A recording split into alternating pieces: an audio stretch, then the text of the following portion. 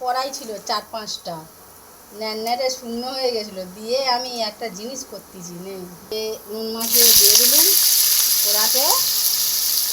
ঝটপট করে একটু লালচে করে ভেজে নেব। এক ফুটুসকানি হলুদ দেবো, আর এক ফুটুসকানি ঝাল দিয়ে দিলুম। ওই লঙ্কা ঝাল নয়, ফুটুসকানি দিয়ে একেবারে ফুটুস করে একদম কষে নেব। একটু ভালো করে লাল লাল করে একটু ভেজে নেব। এক ফুটুসখানি তেল দিয়ে দিলুম, তারপরে একটু নেড়ে চেড়ে একটু ভাজতে দিয়ে দিলুম। এবার আলু ভাজাটা কেরম হবে, যা মাল মশলা দিয়েছি না, সে বলবে তোমরা কি দারুণ। এবার আলু ভাজাটা লাল লাল হয়ে ভেজে গেছে, ভাজা হয়ে গেছে। এবার এটাকে লাভিয়ে নেবো।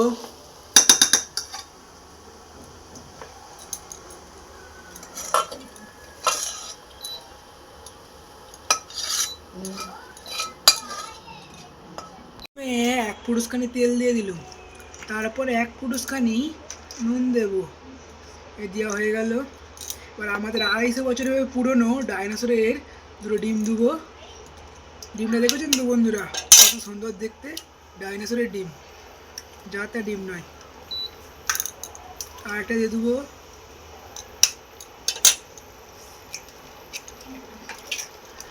এরপরে এটা একটু ভালো করে ভাজবো।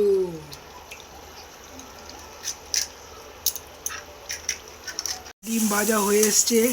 এবার 250 বছরের পুরনো পুঁই চিংড়িগুলো দেখেছেন বন্ধুরা, কত সাদা হয়ে গেছে। এবার এইটার মধ্যে যাবে, তারপর কেরম লাফাবে তোমরা দেখো বন্ধুরা। এক ফুটুসখানি তেল দিয়ে দিলাম। এবার আমার আরশোলার বাচ্চাগুলো ছেড়ে দিলাম। এটা হচ্ছে লাফাবে, একবার টাক টাক করে লাফাচ্ছে লাফাচ্ছে, টাক টাক করে লাফাচ্ছে।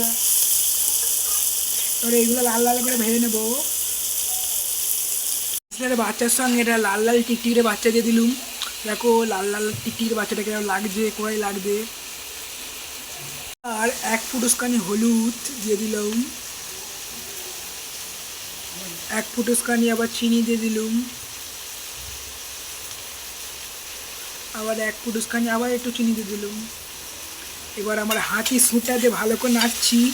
মালটা ভালো করে না কষলে টেস্টটা না হবে না। তারপর তো আমার পুঁই চিংড়িগুলো লাফাবে টাক টাক করে। ডাইনোসরের ডিম আর গাদার আলুগুলো ভালো করে কেটে ভাজার পরে আমাদের মাল মশলার সঙ্গে ভালো করে মিশিয়ে দিচ্ছি। কিরকম টেস্ট হয় তোমরা দেখলে বুঝতে পারবে। আর ভালো করে এটা কষিয়ে 250 বছর পুরোনো আমার সেই টিকটিকির বাচ্চাগুলো ছাড়বো হাতে। একটা সিক্রেট মশলা দিয়ে দিলুম, গন্ডারের গু দিয়ে তৈরি। দেখতে পাচ্ছেন বন্ধুরা কত সুন্দর কালারটা।